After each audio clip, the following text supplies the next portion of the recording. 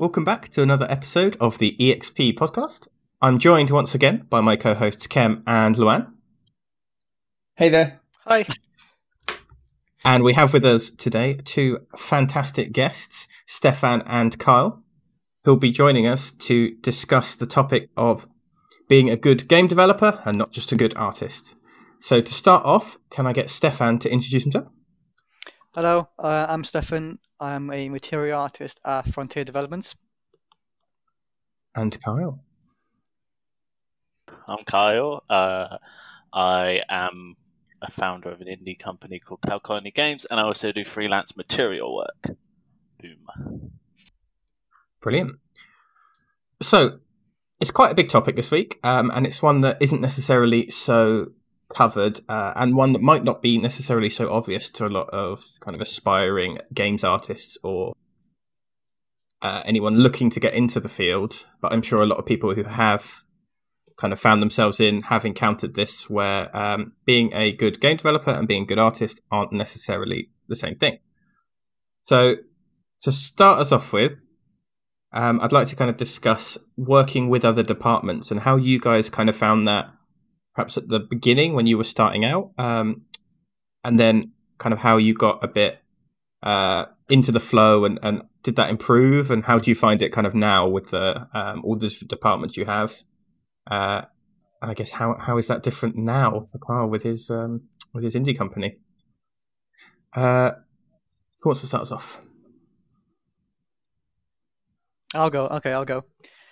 Well, normally from my experience, when I've started at any company before, you have an overview of who's the team lead in every department, be it animation, rigging, design, VFX, audio, and all the other departments.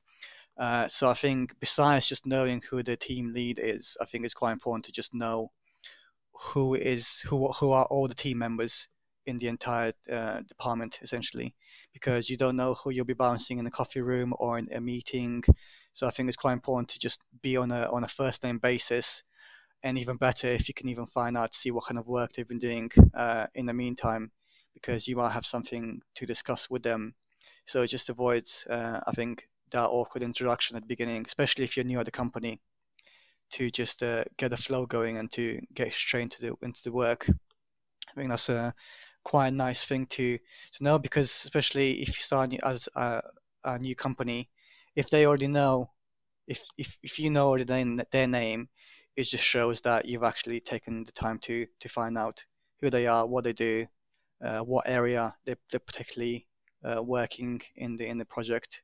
So I think that just shows a bit of interest, really. How do you come off as not as a sort of a fanboy or a fangirl then? Obviously, you could potentially join a company where it's with one of your idols.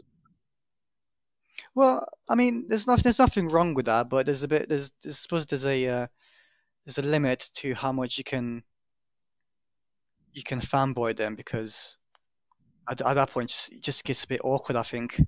I mean, obviously we're all passionate about some loads of games that we want to work on, but I think it's just a case of being professional at the end of the day.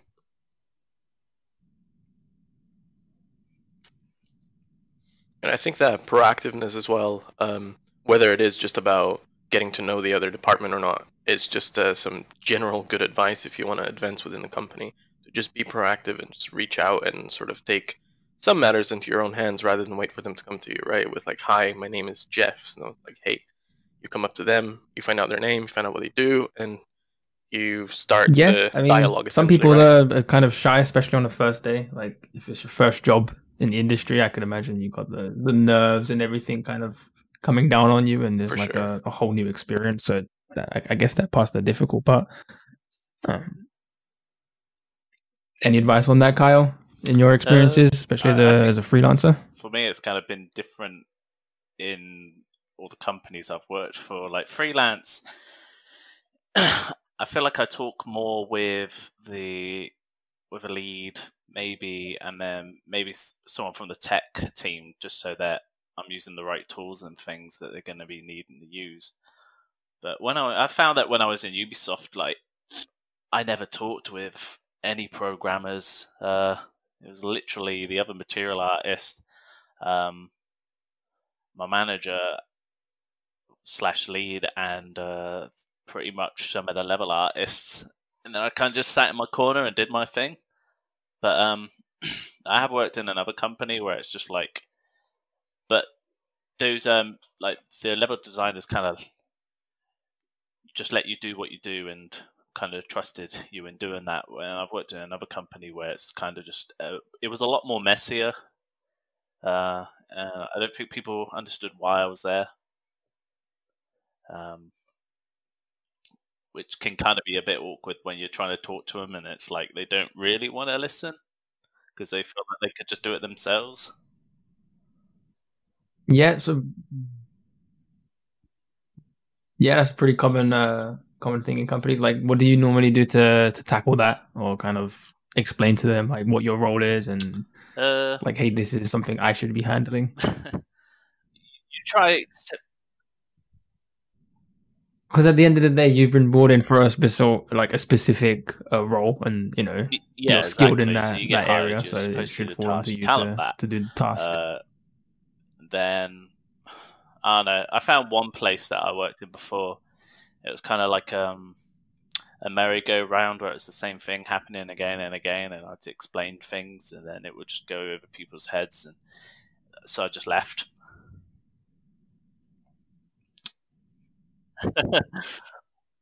Nice. Because it just didn't feel like no one was listening. So, like, I get hired. You get hired to do something. If no one's listening to you, then why should you be there? Like, it's.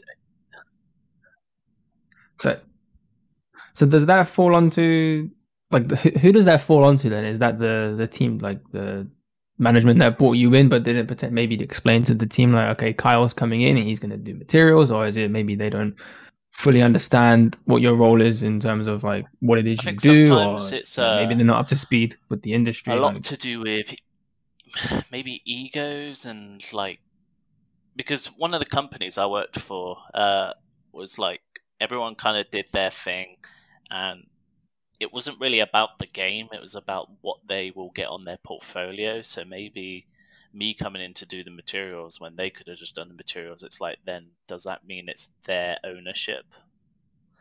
So it kind of clashes there, because I guess some people will join a company and think, okay, right, now I can make a game, but well, my stuff will be in a game, but I still need to make stuff nice for my portfolio. And they kind of forget that it's a group thing. You need to work on you're all working together for one goal in the end. Yeah. Yeah, it's one portfolio piece in the end that you will share. I mean, that's regardless, right? This is the game you're working on, that you've been hired to work on. You're working for someone else's vision. You're not working on your personal art. So I think anyone that wants to expand their, like, go to a company to work on their portfolio because of what the company does, is kind of choosing the wrong reason to join a company, right? But what I wanted to ask, say you don't have the luxury to just quit and go somewhere else, for example. Say it's your first job, you've been there for a year or so, when you're starting to get into the responsibilities of a mid who has to like communicate with the departments, but the other departments don't communicate back. Like, you're trying everything you can to, I don't know, get a task done, but no one's talking to you. What are the things that you can do to improve that, if anything? I'd say talk with the producers at the beginning, as well as the leads, and then if that's not kind of going anywhere, then maybe bring up an email with like the person who's kind of in charge of the whole project, like the creative director and stuff, because you're all working together. Like, even in Ubisoft when I was working there, like everything, like there was some people that were kind of there wanting to do their own thing, but again, you're there to make a game, but a lot of people knew you were working together, and there's a lot of communication going. And that's key, because with the freelance, obviously some people I've worked with are just no communication whatsoever, and it's like, well, what am I doing exactly? and then you get perfect communication where everything feels like you're actually there. So I just think it's, I don't know. I feel like I've kind of put myself in a place where people are going to be like, "What?" Well, do you think that that's a freelance exclusive thing then, like the more lack of communication? Because I imagine if you are basically an outsider to the team, you're never in the team, you never get to know them, and you're not talking with other departments because you're not really part of the company. I imagine that can be quite difficult. So what are, like, is that a freelance exclusive thing, or do you think it happens more often than not in studios as well? I think it happens more often than not in studios as well. It just depends on team dynamics. Like, every team's going to be completely different. You won't join one game company and then join another and it'd be like, oh, it's the same thing. It can be either some similarities and some differences, or there can be some dramatic differences and you're just like, is this the right place for me? Yeah. It's not something you'll ever know until you get to that studio either, right? You can try to suss it out during an interview, but I mean, some teams are less like friendly with each other than others, right? It's something that you can really make out. Because I think everyone's obviously different. Everyone works in their own certain way, so you're going to still have people who kind of want to shut off and do their thing and just get the work done. And then you get people who kind of want to talk a bit more about what's going on. But so it's I feel like once you get into the industry and start working a few companies, I believe that some people kind of just, their end goal is to find the place that they kind of fit more with, because every team's dynamic is completely different. So you might find that you go one place and it's like, whoa, this place is not me. And then you go to another place and be like, you feel more at home. Everything feels more like a family. I mean, yeah, it's something that I think everyone should strive for, is just to find that team that you really feel at home with, right? That's something. It takes time, but once you've found it, you probably realize, right, this is the place that I want to stay at. Yeah. But I guess it differs from freelance and in-house. Like Stefan's at Frontier now, and I imagine the tasks that you get given from freelance, you have to ask specific questions like, what is X, Y, Z? Like, how do you want this done? Whereas in a studio, if Stefan has questions, he can just go and ask whoever he wants at any time. He doesn't have to hope and wait that they see the message or the email. Like, do you find it better that way, Stefan? Just being able to go and poke someone if you need to get clarification on a task? I mean, or do you just prefer a message? It's just so easy to just turn around and just walk to that person, because although they might be at their desk and they've seen the message or something, they might be occupied with something or some other task. They might think, I'll reply in a bit, or they'll completely miss it. So you might just be sat there waiting for a reply when you can just turn around and walk over. Quite often when I was working on Planet Zoo, if I had an issue, any technical thing, I would just turn around to one of the programmers and say, hey, this isn't working, can you help me fix it? And he would just be like, yeah, sure, no problem.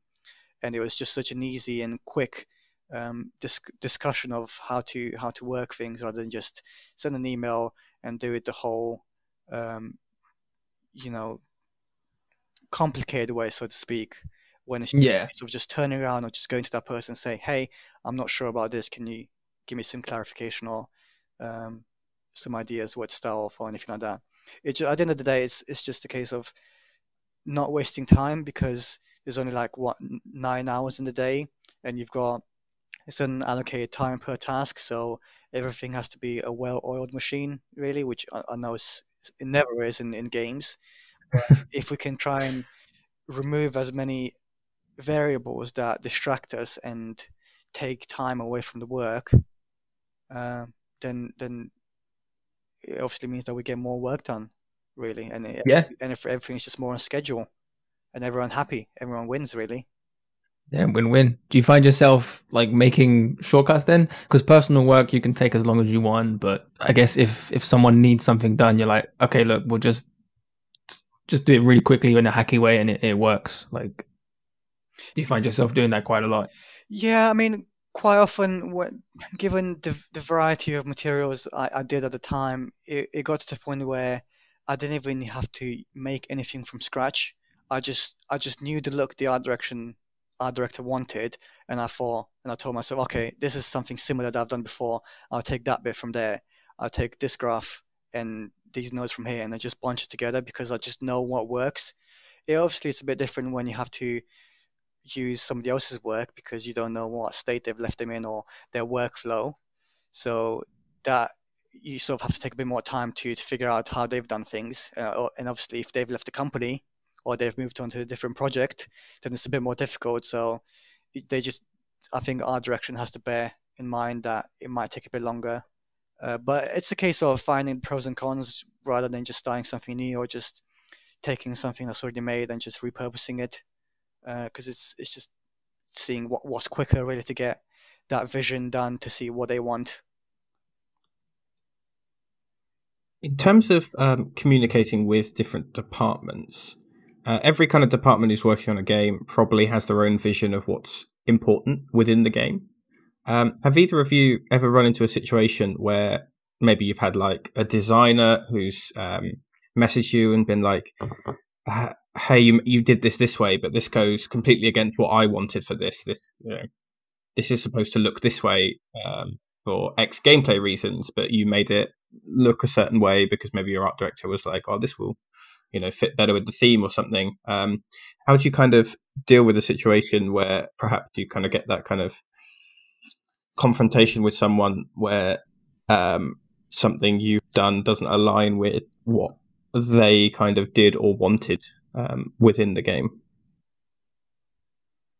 I think from an art point of view, it can be, if art direction wants a certain look, I think it's important that they provide and you ask for the correct reference of exactly what they want to avoid any miscommunication and interpretation that you might have on how, let's say, a material or an asset should look like, because that just means you have to rework something which takes time away from the overall production schedule.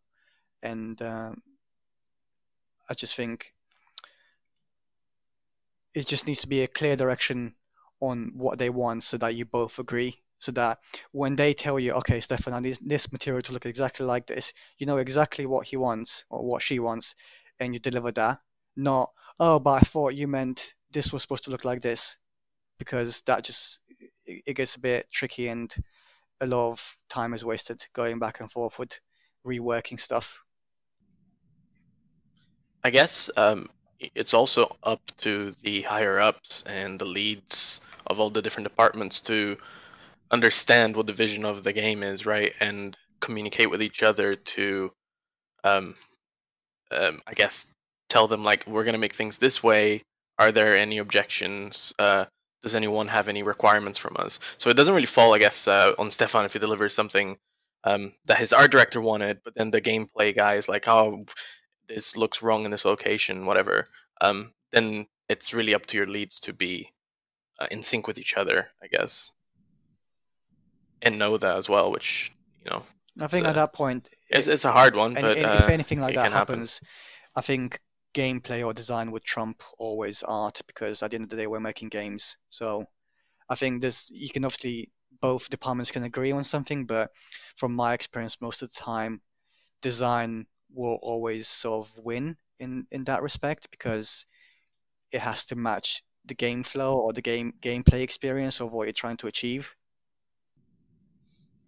Yeah, absolutely. See, I think on my side, I've never ever had that type of issues, because I feel like the lead's arts will know exactly what textures are needed for certain areas, will give you the reference, and you basically get to it. And I feel like with texture art, that's pretty much what it is because most of my work has been tilables.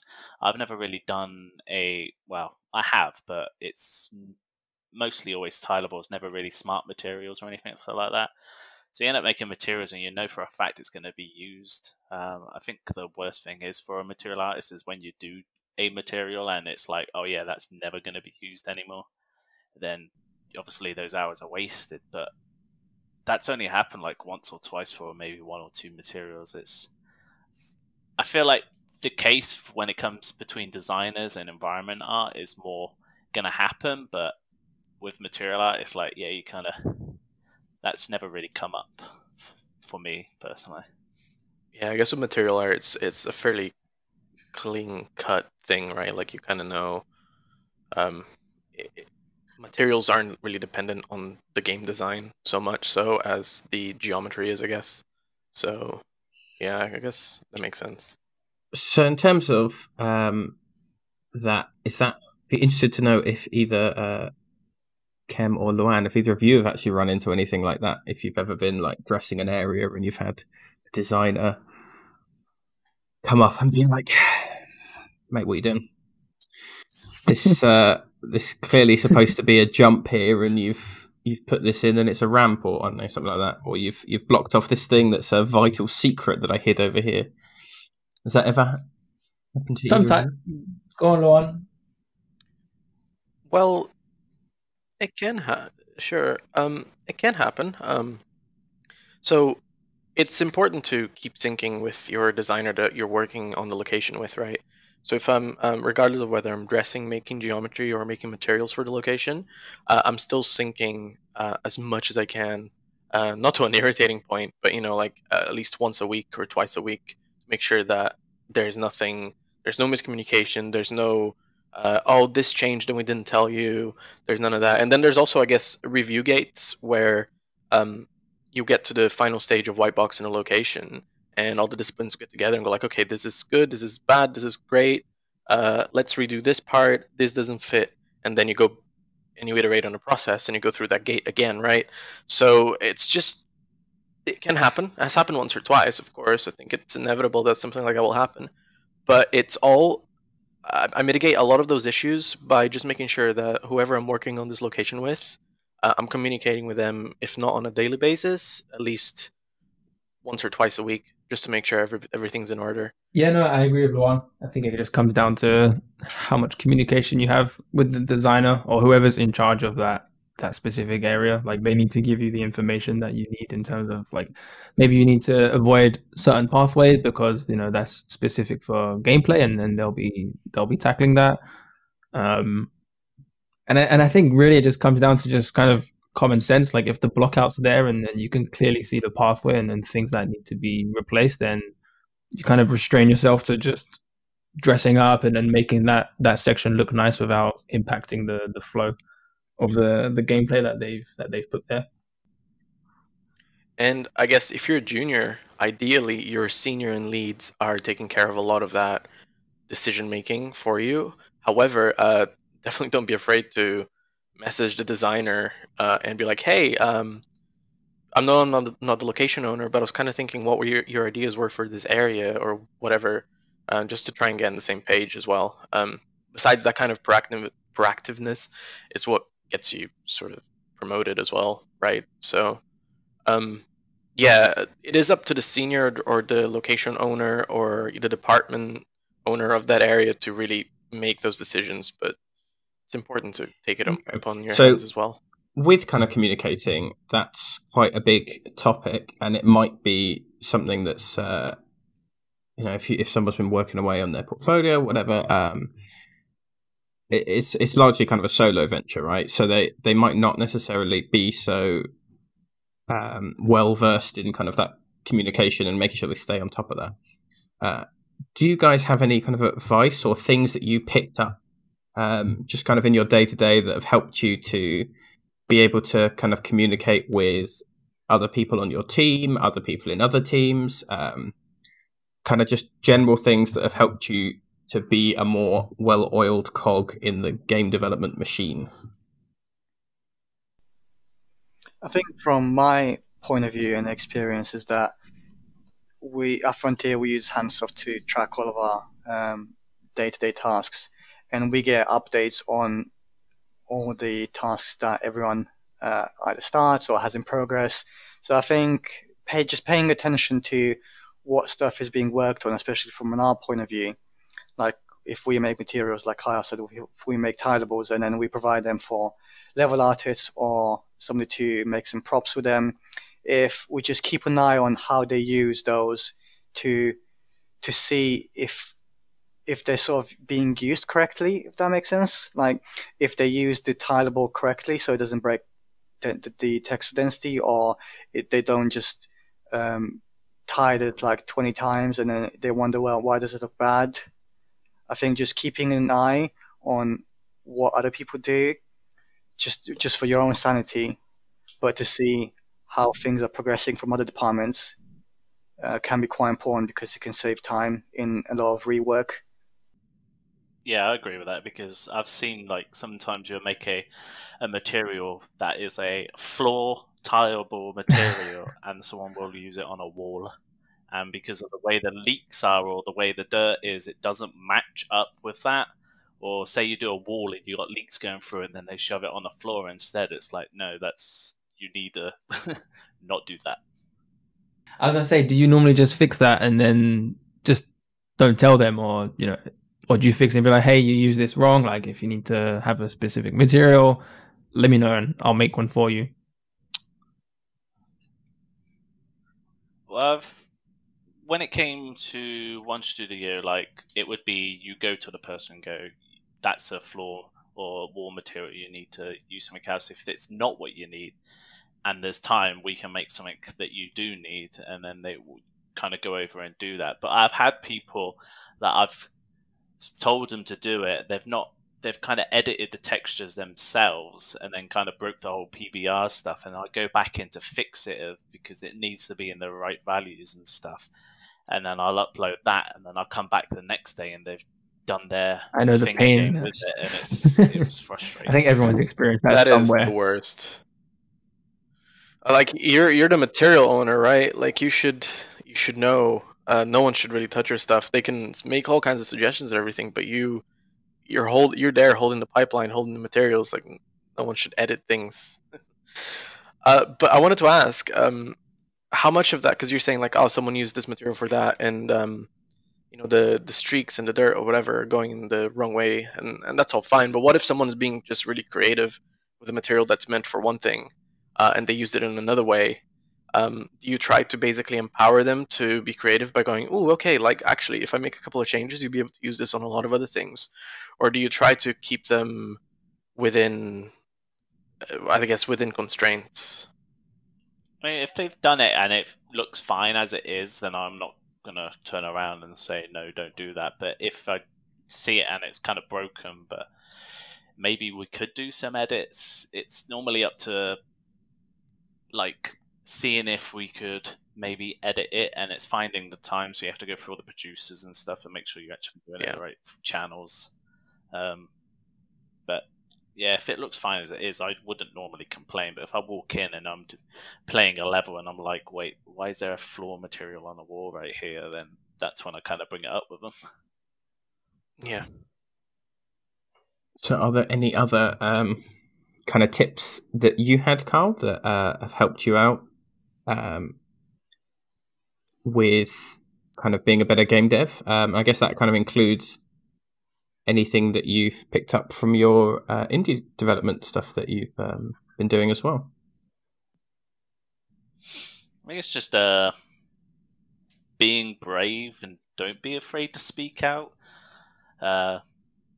Because, again, you're all in it together. You're supposed to be working on one giant thing together. When you start a company, it might be quite scary to say to a lead or something, I think this would work better, or how about we try this? It might seem scary, but honestly, it's like the earlier you kind of bring up that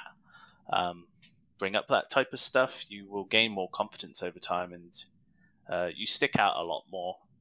You become definitely more valuable. I think it changes the dynamic more if somebody starts speaking up at that point. If somebody new starts the company and they're quite brave, they want to get their voice in, and it kind of changes the dynamic and makes things more interesting in the team. So which could result in better art for everyone, really. So yeah, I encourage that. Yeah, exactly. And everyone's going to learn different things. So you might go along and someone... I just saw a cat outside with a Casual mouse in Saturdays. its mouth. Very important part. I guess. Very distracting. So yeah, someone might know something really good about shaders, and then there's another material, say environment artist who hasn't really been keeping up to date with shaders and stuff, but it knows quite a bit, and then that person could come in and go, "Oh, there's this thing I've kind of learned. Maybe we consider this," and then it might be like, "Wow, I never really considered that. Yeah, let's give that a try," type thing. It can help, but then you obviously don't want to be too cocky and be like, "Hey, I know I'm new here, but I think this entire area should be First day on the job. Yeah, we need to redo everything. Let's cut everything. I wanted to get you guys' thoughts as well on how much you should use your producer versus how much you should use your own initiative when dealing with something interdepartmental. Like, I personally think the producer should be used as much as possible, though there are situations where matters need to be taken into your own hands. But what do you guys think? I think it depends on what point of the project you are in, really, because if you're in the pre-production, then you can probably take a bit longer and you don't have to worry about, oh, this producer needs to be, given all this information, and just be aware of how long this task is going to take. But on the other hand, if you're in a full production and you've got milestones, you've got sprints, you've got big deadlines where you have to achieve, like E3 or Gamescom or anything like that, I think small changes, like maybe certain tasks require a bit more time or a bit less time. But if anything, well, if all those changes you can do them yourself, that's fine, as long as they don't overrun how long it's going to take you to complete in that sprint. But if it suddenly goes and you realize, oh, I'm going to need a couple more days, and it's way over the sprint, then you should probably let your producer know so he can sort it out and be like, okay, what do we need to keep for this milestone? What do we need to cut and move it to the next one? So I think knowing where to pick your battles at the different points of the development is quite important. Yeah, I agree with that, because it's the same thing. Like, yeah, when you're getting close to the end of the project and it's like, okay, we still have all these materials left to do, you kind of have to use your own initiative to be like, okay, what should we cut? And then you can bring that to the producer and be like, we probably won't need this stuff. There's already similar materials like that. They could just use this material instead. I've done that quite a few times. If a material comes across and I'm like, this isn't really needed, we've already got this. It saves a lot of time as well, and makes sure that things are focused on more varied materials. So you can definitely have more of a varied looking game. Yeah. So for new artists who maybe they've just got their first studio job, or they have just kind of come into a project, maybe it's they've just moved to a new studio, second job, whatever. What are some sort of pitfalls or traps that you might have seen people who have either joined a company you've been at or you've run into yourself that you've seen encountered when joining that game development process and kind of moving across from perhaps working on portfolio work or just kind of static art pieces and then coming into that pipeline that people have fallen into? Like, could be, someone's checked in a 4K texture thinking, oh, this looks lovely on this building, and then tech artists has come across and been like, oh, we can't have a 4K texture for this, it's going to put us way over the memory budget, and just kind of things that they might not have had to think about but now suddenly matter in the context of making a game rather than just a portfolio scene. Honestly, I think the most typical junior thing that I've ever seen is all the time when coming into a new studio is checking out all the files on Pitfalls. Everyone does that. Every time. The whole Yeah. depot's checked out. Takes the whole depot checked out. But I always feel like that comes down to just not understanding clearly. Like a pop up appears, they're like, check out. Yeah, I've been working. I'll Yeah. check I everything. think that's just a rite of passage.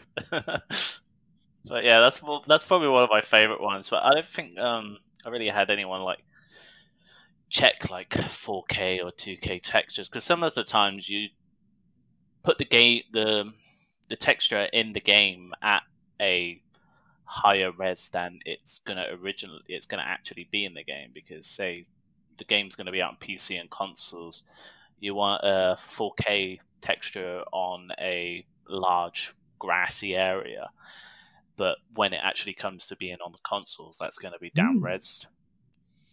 I think one of mine, and it's a particular pet peeve of mine that I see a lot of less experienced individuals do, is just a complete abandonment of naming conventions.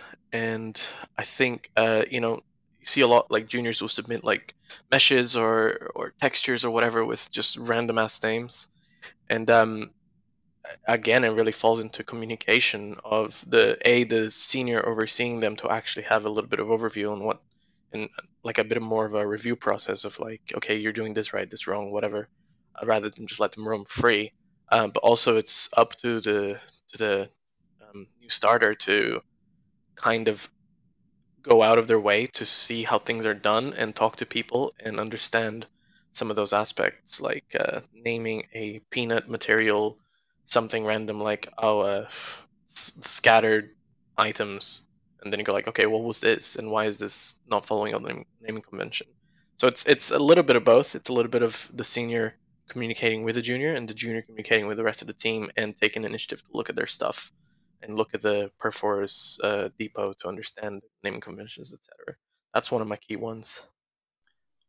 I think for myself is that whenever a new person starts, especially if they're junior or grad, first thing they should always do, or they should be told to do, is read all of the documentation they have on the art or the game direction or anything that is going to be useful for them, because it's going to avoid, like Kyle said, importing a 4K texture or checking out 200 files when they need 20 files or 2 files.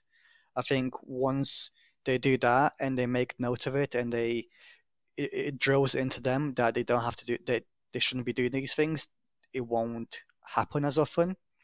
But one thing that I've noticed a couple of times when juniors or grads start is that they think just because they've got the job now over everyone else at university, they're better than them, and they get arrogant and their egos just explode. And they need to remember at that point that they are at the bottom of the chain. They're juniors for a reason, and they should respect everyone around them, because as much as their voice is important, everyone has an opinion on things. So there's no need to make things difficult for yourself, because it's just going to make everyone uncomfortable and more difficult to work with. I mean, there's a way of doing things for a reason, right? Like these pre-established things. Yeah, exactly. Whilst you can evolve a workflow or an idea, like you still should understand that this is tried and tested for a reason. Yeah. Yeah, there's experienced people there for a reason. I think that actually plays into mine, which is expectations. So especially when people first start a job, like I imagine they think it's very similar to making a portfolio piece, like just making a pretty image. But like you said, there's so many departments to work with, and making the pretty image is probably the last thing you do at the end for the most part. Like, and I feel like a lot of juniors or just grads kind of forget that, and they just want to make a prop for, I don't know, a week and forget the rest of the game. Yeah, because the game will look literally ugly until pretty much the last couple of hours. 80%. Yeah. Yeah, exactly. Yeah, it's 100% true. But yeah, I think with me it's quite hard to answer some of these, because like everyone in the industry, our paths are all different, and mine I think has been quite different, because like I've just been hired to do materials tileables. So when I go into these companies, I kind of sat down in front of the computer or look at the training stuff and then get to it straight away. And then I'm just kind of in the corner making materials while everyone else is kind of working together. And I think that's why I kind of like the the freelance, to be honest, because to me, I enjoy then because it kind of didn't feel like I was part of the team, even though if I was actually around everyone. So being freelance, it kind of like, yeah, I can kind of sit in the corner, but then I don't need to really see the game. So that way, if it does get released, I can still play it with fresh eyes. And not spoiling the games you're That is a working good on. plus. That is a good selling point of freelance. Yeah, but yeah, it's pretty much how it has been for me. Like, I've had people come over and ask me questions and stuff, and it feels like I'm being involved a bit more. But there was quite a bit of a time when I was at one of the first company I worked for where it just felt like I was just kind of there, but no one really talked to me. So do you think like your soft skills play into that that allow you to freelance? Because I imagine someone who's let's say just graduated university, like they may expect the client to give them all the information for the job, when in actual fact, like you need to take some initiative. Like, you know, if there's something you're not sure about, you need to ask a question because they're hiring you for a service that they think you're extremely because I skilled in. started freelance as my first job, pretty much, like before I even worked full time in a game company on a game, just purely on that game. At the start, I had to ask, okay, well, what texture resolution do you want for this? Is there a specific like reference that you want and stuff like that? Where nowadays it's like they just give me the material. I know exactly kind of what I would do for scale and textural density for that, and it's a lot more quicker. And I think I kind of prefer that method nowadays. Just getting given stuff and just do it for them, and then obviously they give me feedback, and then I correct what they need and such. But yeah, I feel like I actually communicate more with doing freelance than I did when I was working in some of these companies. How do you feel about that in terms of like you said, you didn't feel much like you were part of the team? Like, do you feel like good about that, or is that just what drove you to go freelance in the end? It's just the fact you didn't feel part of the team. Would you rather have been more involved? I think so, but I think my issue has been like I kind of just ended up becoming a material artist. My background has always been film and like storytelling stuff. I've always been like love coming up with stories, and so I've always kind of, when I've thought of getting into games, I thought, oh, maybe I'll eventually become like maybe a designer, and I'll have more creative control of what could be put somewhere. So, but I kind of just fell into material art, and as I was working these materials in house, I kept on thinking the stories in my head, and like maybe one day I'll go freelance and do indie games, and I can kind of do a bit of what I'm enjoying, bit of both worlds. But yeah, everyone's different, because I know other material artists who will just, they're a bit more spoken, so they will go to these jobs and not just sit in the corner. They will actually go and make sure that they're communicating more. I think because it was my first job, and you kind of end up getting a bit nervous about talking out or something like that. Because I remember some guy was new.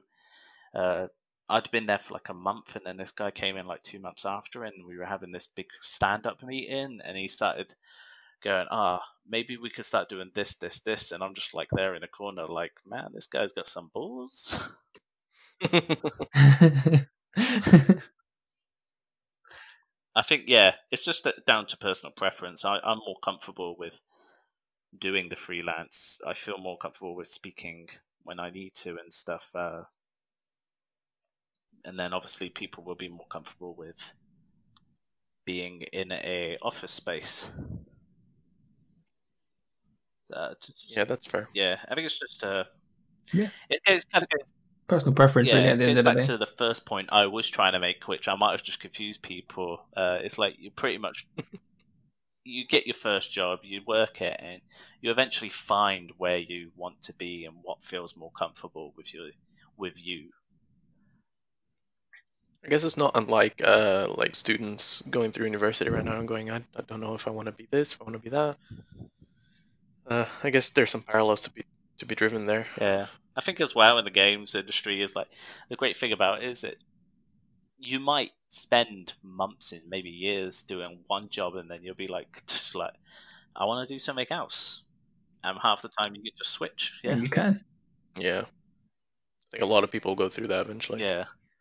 I mean, you have to try things to learn. Like, and I think that actually plays into like the collaborating with other departments actually, because you might collaborate with tech art and then realize, oh crap, like this is really fun what they do, and then you slowly transition into a new field.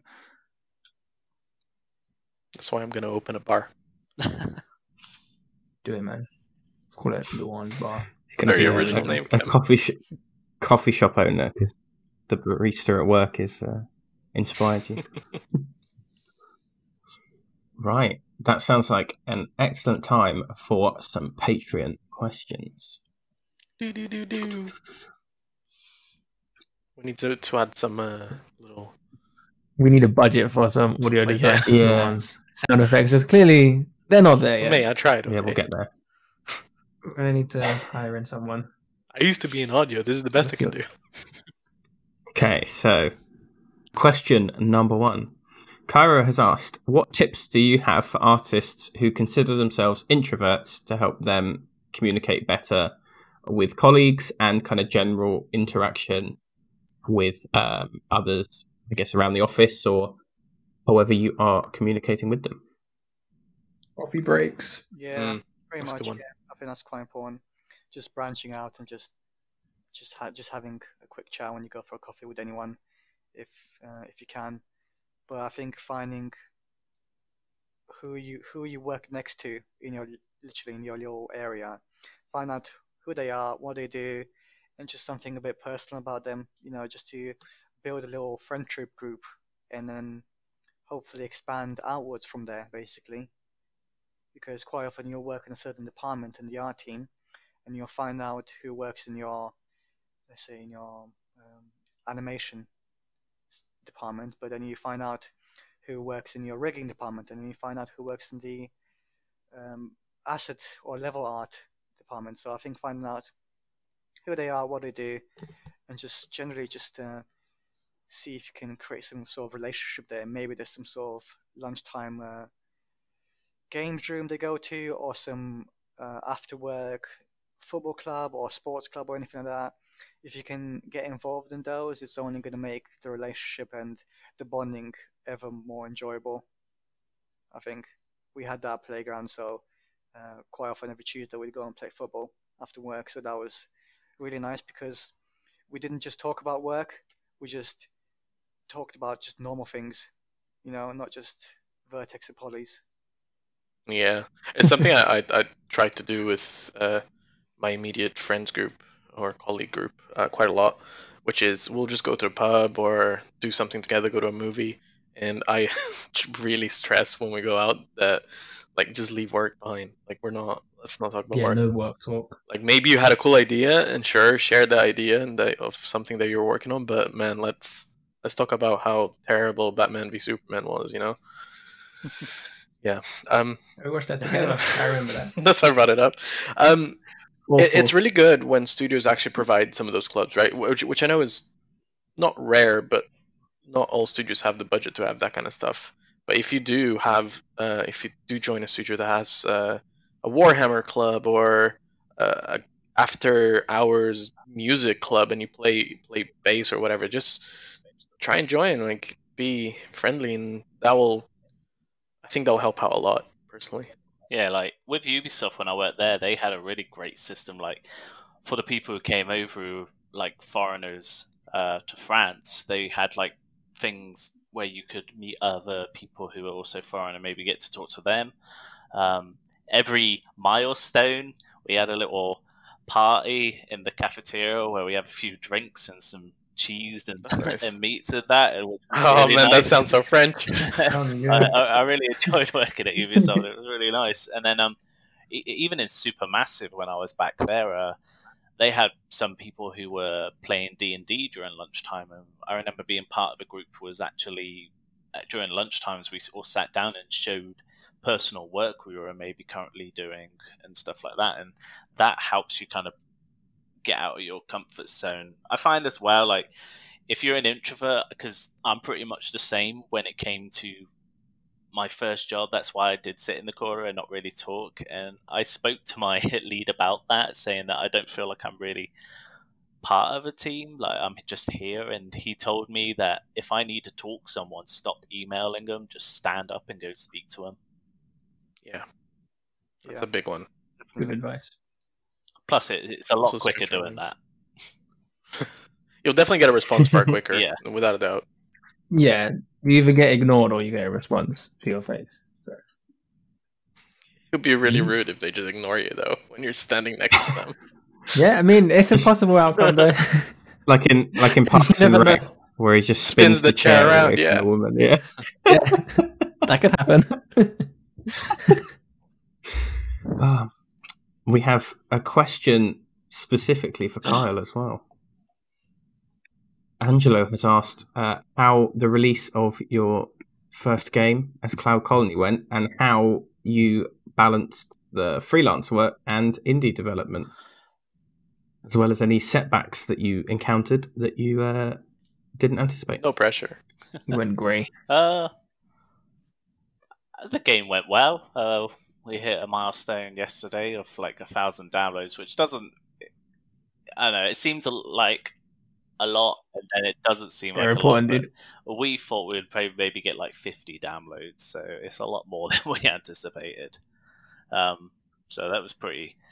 So the game's doing a lot better, but the only downside is that we're making, because obviously we released it for free, we're not making any money from it. So obviously the company is still not earning. So I'm still having to do balance freelance around that to make sure that we can obviously keep doing what we want to do.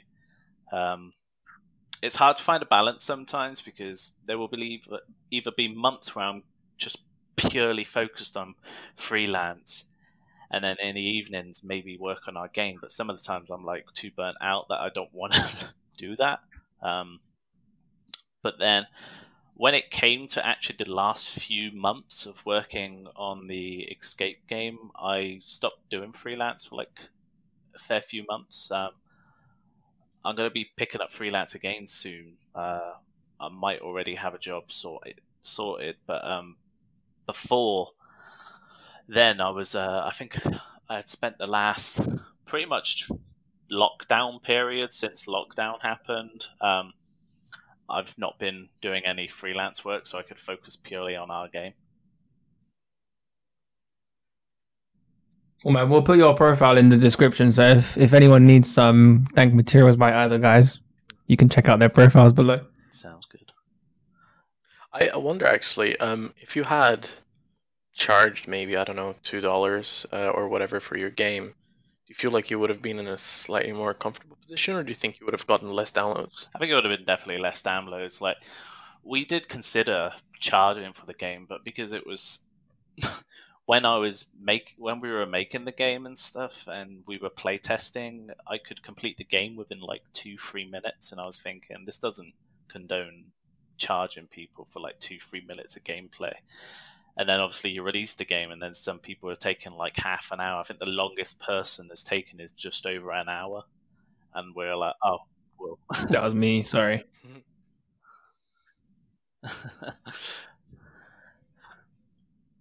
Do you think you could expand on the idea though, and monetize that as like use it as a stepping stone, get those downloads in, and release a sequel or an update that would allow you to generate some? Yeah, we've considered, like, because originally the game, again, like, this is always going to happen. Games change during development. Everyone knows that probably, but yeah, it's probably one thing you want to consider if you're going in as junior, that you might end up making something that never sees the light of day. It's just something you have to kind of deal with. Because originally our game was going to be 6 rooms, and they all had their separate themes and stuff. It was all going to be in one game, but because of time and that, we wanted to limit it, and we kept on cutting back until we decided on just one room. And then we were like, okay, maybe the other rooms can be extra ones we bring out in the future. But the problem with mobile games is that a lot of the top games that are being played right now are games where you will play it and you will get ads shoved in your face every 2 seconds. And with our company, we want to be known for creating great experiences and being people who care more about quality than money. So that's why we decided just to really limit the ads. Like, you rarely see them. And Google, for some reason, has decided that because not many people are playing, they're going to limit our ads anyway. So we're not actually making any money because they're limiting the ads. So it's one thing as well you got to consider with the mobile games is Google's rules change constantly. Yeah, frustrating. But hey, man, at least you have a game at the end of the day that you can show to potential investors. Yeah, and that's things the like important this, part. Is even if you just release it for free and don't make any money, you've got something now on your portfolio that will basically make you stick out more when you go to an investor for a future project. Exactly. And I guess, correct me if I'm wrong, but also like mobile games tend to be games that people download, play once, and then never again, right? Exactly. I think the download to removal ratio is pretty much like 90%. Like 10% of those have kept the game on their systems, but that's probably just due to forgetting. Mm-hmm. But yeah, we've created a game. We're happy with the results. We think it looks really nice, and it's basically what we want it to achieve with our game company, which is creating quality rather than shoving ads in people's faces like, give us money.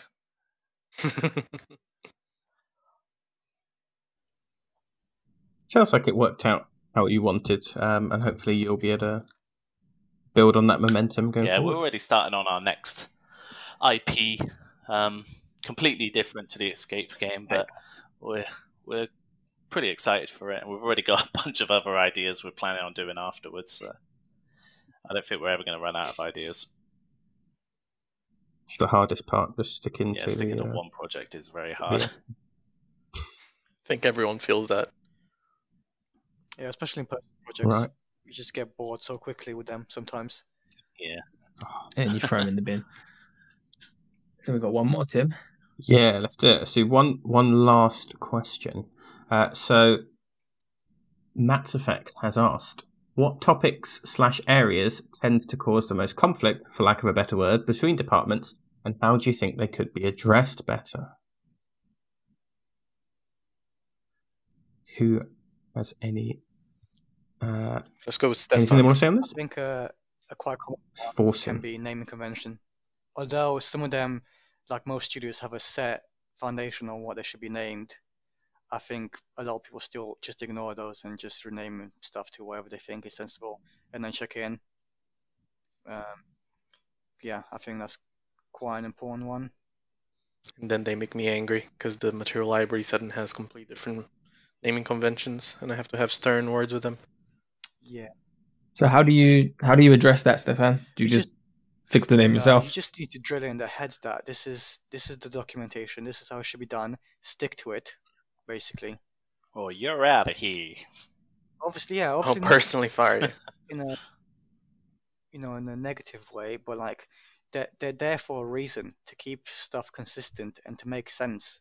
So the moment somebody changes it, it breaks that flow, and it makes a lot of headache for everyone.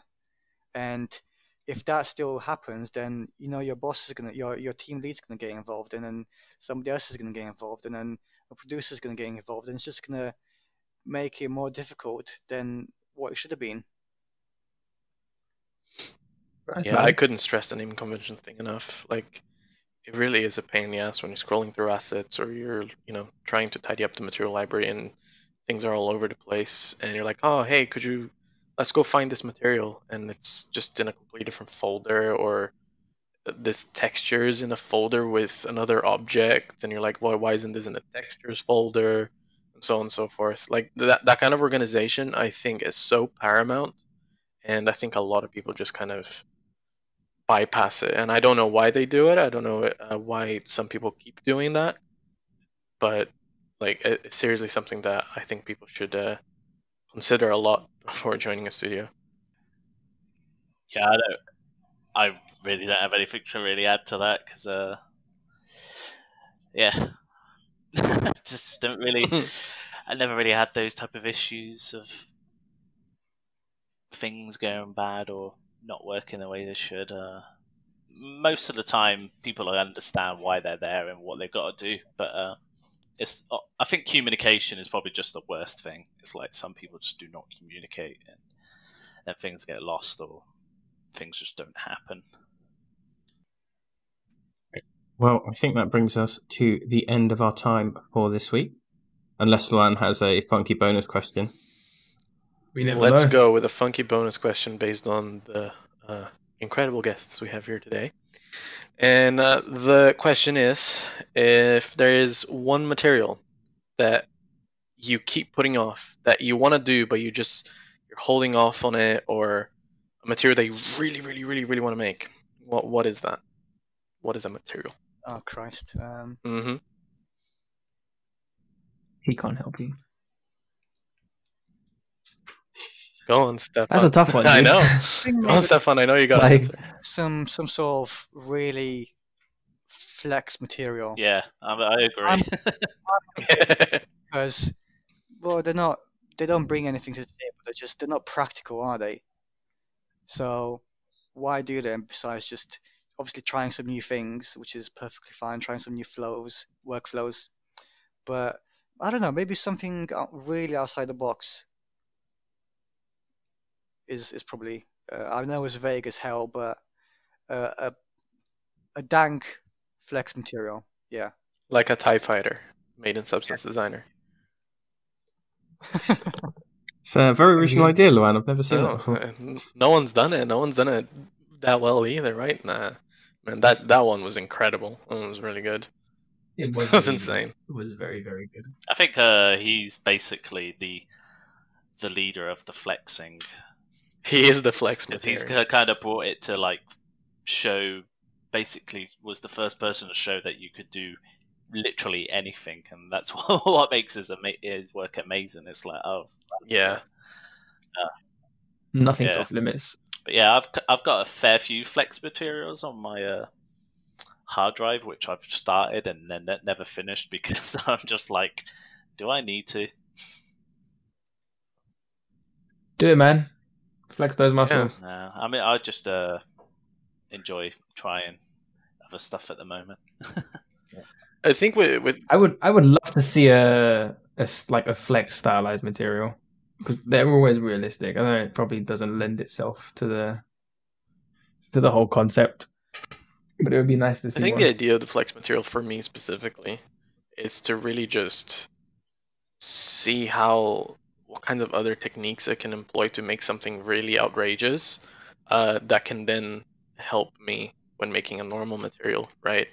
At least that's what it is for me. Like, it's not just I'm gonna make an